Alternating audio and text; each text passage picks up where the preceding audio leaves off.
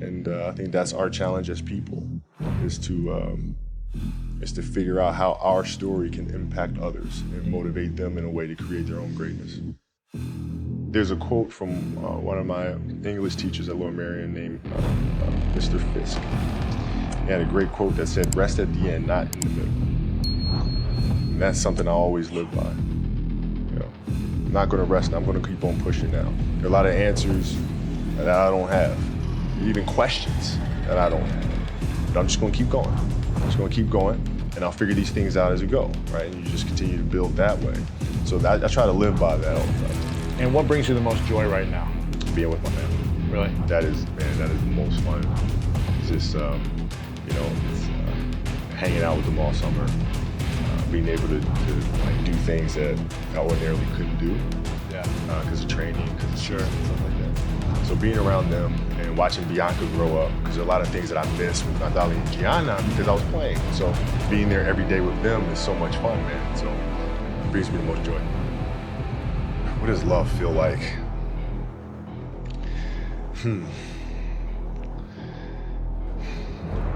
Happiness is such a... I think I would describe love as happiness. I think I'd describe it as a beautiful journey. It has its ups and downs, right? Whether it's in marriage, whether it's in the career, things are never perfect. But through love, you continue to persevere. And you move through them. And then through that storm, a beautiful sun emerges. Yeah. Right? And inevitably another storm comes. And guess what? You ride that one out too. So I think love is a certain determination and persistence to go through the good times and the bad times with the someone or something that you truly love. My parents were great. Growing up, they instilled in me the importance of imagination and curiosity.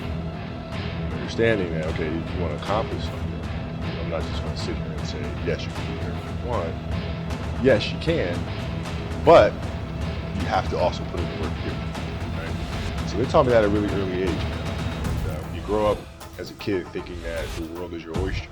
All things are possible if you put in the work to do it. And you grow up having that fundamental belief. My mom was there on a daily basis. My father was really influential at a really critical time where I had a summer where I played basketball when I was like 10 or 11 years old.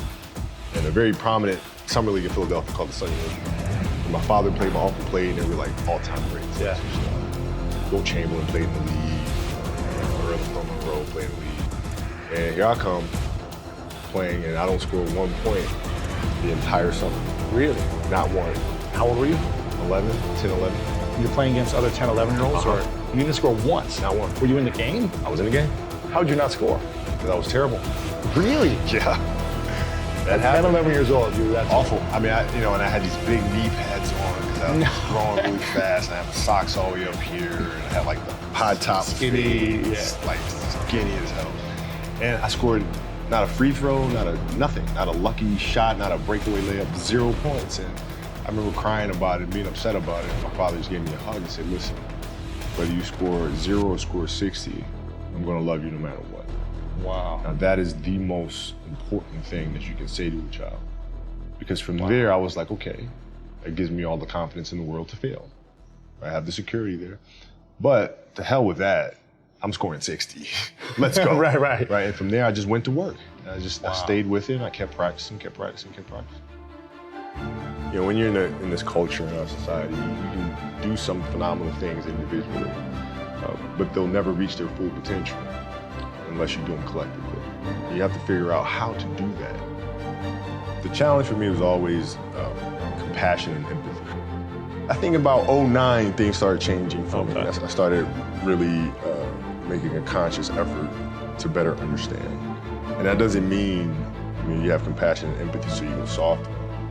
It's more like you put yourself to the side, and you put yourself in their shoes and understand what they're feeling.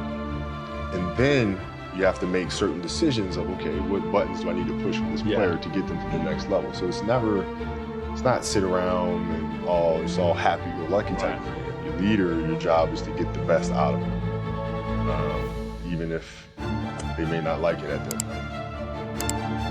one of the things that I had to learn is how to get the best out of my teammates. Yeah. And most people think it's a simple thing, passing the ball. You know, but that's not how you make guys better. You have to really affect their behavior. How do you do that? So, yeah, like I would tell guys, you got back-to-backs. I don't care if we're in Miami, I don't care if we're in great city, Chicago. You can't go out and have this. Right, back-to-back games. Back-to-back games, Yeah. right? Monday, Tuesday. Play Monday, play Tuesday. Guys are gonna listen, right? You're right. So yeah, a few times, say, all right, we'll all go out.